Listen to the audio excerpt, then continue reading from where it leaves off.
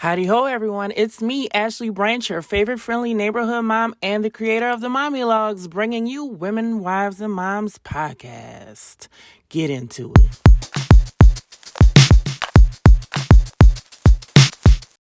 Howdy ho, everybody. It's me, Ashley Branch, your favorite friendly neighborhood mom, the creator of the mommylogeauxs, and this podcast, Women, Wives, and Moms.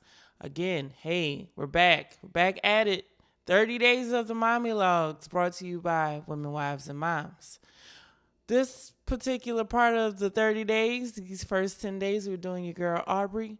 And Aubrey is a very sensitive and intuitive child. She pays attention to things that people don't think she's paying attention to.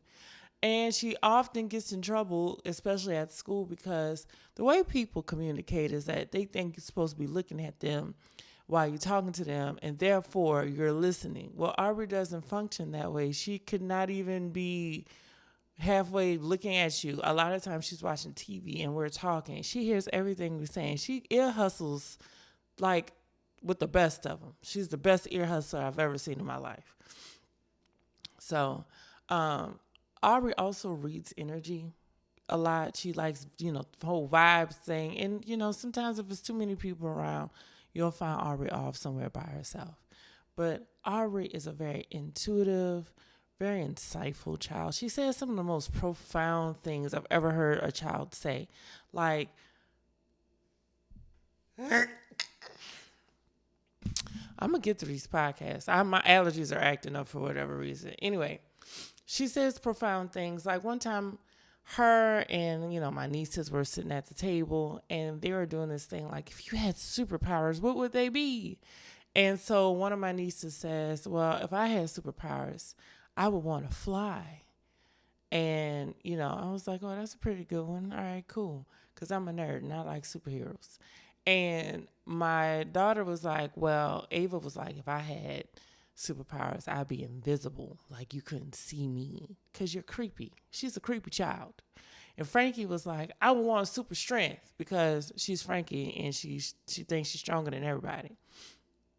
And Aubrey kind of like listened, and then she just popped up from whatever she was doing. She goes, your superpowers should be being yourself. Just be yourself. That's the greatest superpower you have. And then she went back to coloring, and I was like, that's dope. That was very it was very profound, so she's very insightful in that way. But then there are times where she'll do something that you think like, oh, child's play, like, oh, they're just playing. And she's like, mommy, I want to tell you everybody's spirit animal. And I was like, you don't even know what that is. And she was like, yes, I do. I do know what it is. And I was like, all right, shoot. She was like, Eva's spirit animal is a penguin. And I was like, okay, all right. Oh, no, that's not right. I took cold medicine. Anyway, she was like, Ava's spirit animal is an owl. It was a bird. It was one of them birds. I mean, penguin's not flightless, but whatever.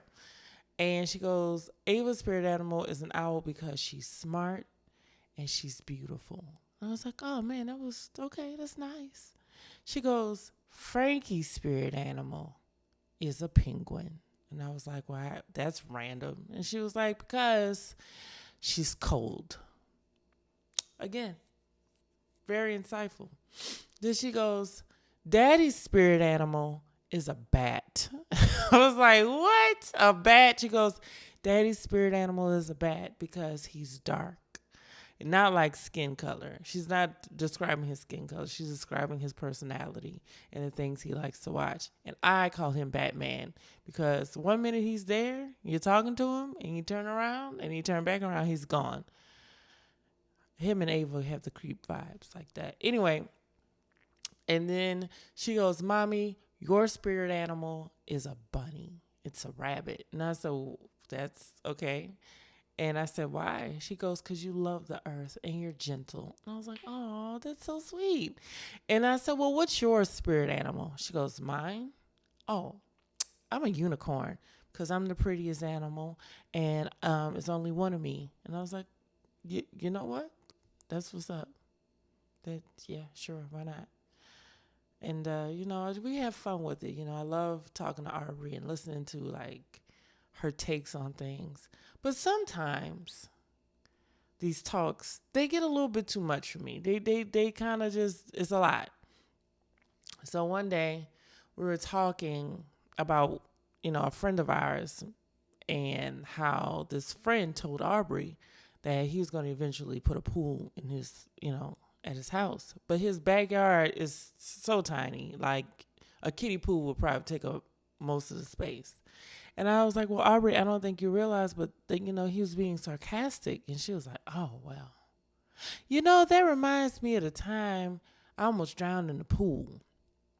I was like, when did this happen? She goes, I almost drowned in Grandma Frankie's pool. This is a pool she's never been to that was owned by a grandmother she never met. Okay. And I fell in the pool, and one of the uncles pulled me out the pool, and then they put me in a small pool. But I was okay. I said, when did this happen to you, Aubrey? She was like, I don't know. I was like 3 or 4. Y'all, that happened to me. And I was like 3 or 4. And my grandmother, whose house is up the street from ours, had a pool.